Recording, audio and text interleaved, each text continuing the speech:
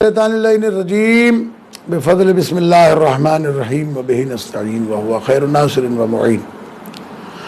برادران عزیز، آج کل ایک مسئلہ جو چل رہا ہے، یہ آج اس کی دوسری قسط ہم آپ کے سامنے پیش کر رہے ہیں، اور وہ یہ ہے کہ غیبت امام میں ہمارے لیے نظام ہدایت کیا ہے۔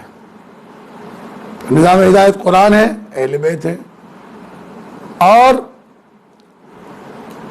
قرآن و اہل بیت سے مراد آج کے دور میں اللہ کا کلام اور اہل بیت علیہ السلام کا کلام، پیغمبر کی حدیث، ان تمام چیزوں کو جمع کر کے کسی مسئلے کا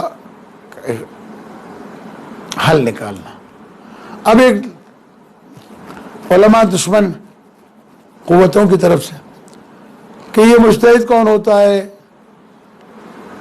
بات یہ ہے کہ لفظ اجتہاد جو ہے یہ واقعاً شیعوں کے یہاں نہیں بولا جاتا تھا، ہمارے یہاں جو ہے وہ ہے مرجع، فقیہ۔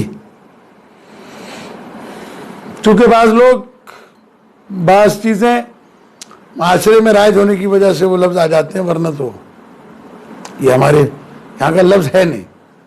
البتہ اس کے معنی میں آپ کو سمجھا دیتا ہوں کہ اجتہاد کے لغوی معنی ہے زحمت برداشت کرنا، اپنی توانائی کے مطابق پوری کوشش کر کے کسی چیز کو حاصل کرنے کے لیے جو عمل کیا جاتا ہے اس کو اجتہاد کہا جاتا ہے۔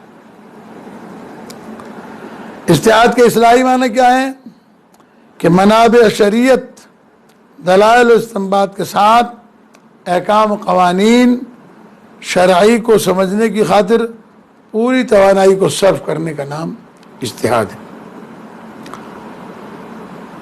جو احکام شریعت و قوانین اسلام کو سمجھنے کے لیے اپنی پوری زندگی صرف کر دے اور اپنی پوری توانائی صرف کر دے اور مندرجہ ذیل علوم پر دسترس حاصل کرے، علم صرف، نحو، منطق، علم کلام، معنی بیان، علم حدیث، علم تفسیر قرآن اور حفظ احادیث احکام، حد اقل 20,000 تفسیر قرآن اور آیات احکام، خاص طور پر اصول استنباط احکام، ان تمام علوم پر دسترس حاصل کرنے کے بعد میں آدمی اس قابل بنتا ہے کہ وہ قرآن و حدیث سے نتیجہ اخذ کر سکے، اور اس کے بعد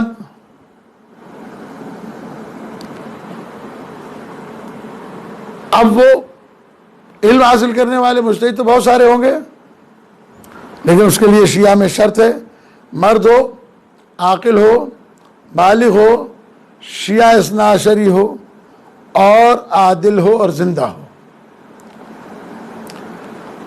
اس لیے کہ یہ بھی ایک سوال کیا جاتا ہے کہ بھئی مرے ہوئے مجتہد کے فتویٰ پر عمل کیوں نہیں کیا جا سکتا؟ تو آپ نے اگر اس کی زندگی میں اس کے فتوے پر عمل کیا ہے تو آپ مرنے کے بعد بھی کر سکتے ہیں، لیکن نئے فتوے کے لیے آپ کو نئے مرجع کے پاس جانا پڑے گا۔ اس لیے کہ فرمان معصوم یہی ہے کہ فَأَمَّا الْحَوَادِثُ الْوَاقِعَةُ فَارْجِعُوا فِيهَا إِلَىٰ رُوَاةِ أَحَادِيثِنَا۔ جب بھی تمہارے سامنے کوئی نیا حادثہ پیش آئے تو رجوع کرو اس کے اندر ہمارے راویان احادیث کی طرف۔ تو میں اکثر کہا کرتا ہوں برادران،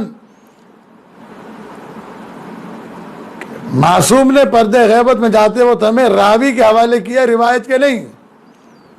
جو لوگ کہتے ہیں کہ ہمارے پاس اصول کافی موجود ہے، من لا یعذل الفقیہ موجود ہے، اور استبصار موجود ہے، اور تہذیب احکام موجود ہے، اور ہمارے پاس وسائل الشیعہ موجود ہے، تو ہمیں کسی سے پوچھنے کی کیا ضرورت ہے؟ تو اگر نسخے کی کتابوں سے علاج ہوتا بڑے بڑے حکیموں کی کتابیں لکھی ہوئی ہیں، ڈاکٹروں کی کتابیں لکھی ہوئی ہیں، آپ کتابیں پڑھیں اور وہ نسخے پڑھیں اور جا کے دوا بنائیں۔ کیوں جاتے ہیں ڈاکٹر کے پاس؟ کتابیں موجود ہیں، نسخے موجود ہیں، دوائیں بھی موجود ہیں، آپ خود لے لیں جا کے۔ نہیں لیتے، کیوں؟ اس لیے کہ کتاب کافی نہیں ہوتی ہے، لہذا آپ اس سلسلے میں سب سے پہلے یہ کوشش کرنا پڑے گی کہ آپ اس مسئلے کو سمجھیں۔ لیکن ایک بات یاد رکھیے گا، نظریہ بنا کر تحقیق کریں گے آپ کو حق نہیں ملے گا، تحقیق کر کے نظریہ بنائیں. اور شریعت میں انا پرستی جائز نہیں ہے کہ اگر آپ نے غلط رستے کو اختیار کر لیا ہے تو اب دنیا کیا کہے گی, دنیا جہنم میں گئے. لا یخافون لومۃ لائم, مومن وہ ہے جو ملامت کرنے والوں کی ملامت کی پرواہ نہیں کرتا, وہ حق کی طرف جاتا ہے جب بھی اسے سمجھ میں آ جائے, جب بھی مل جائے. اور شیعہ اثنا عشری امامی ہونے کا مطلب یہ ہے کہ تعلیمات محمد و آل محمد علیہ السلام, اللہ کی وحدانیت, عدالت اور رسول اسلام صلی اللہ علیہ وآلہ وسلم کی رسالت, ائمہ اہل بیت علیہ السلام کی امامت اور ولایت اور قیامت پر مکمل طور پر ایمان رکھتا ہو. خداوند کریم ہمیں اہل بیت علیہ السلام کے راستے پر چلنے کی توفیق عطا فرمائے. السلام علیکم ورحمۃ اللہ وبرکاتہ.